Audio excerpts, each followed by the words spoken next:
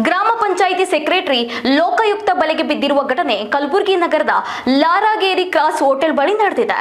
ಪರಶುರಾಮ್ ರಾಥೋಡ್ ಎಂಬುವರಿಂದ ಅಶೋಕ್ ಪಡಶೆಟ್ಟಿ 20,000 ಲಂಚ ಪಡೆಯುವಾಗ ಡಿವೈಎಸ್ಪಿ ಗೀತಾ ಬೆನಹಳ್ಳಿ ನೇತೃತ್ವದಲ್ಲಿ ದಾಳಿ ನಡೆಸಿದ್ದಾರೆ.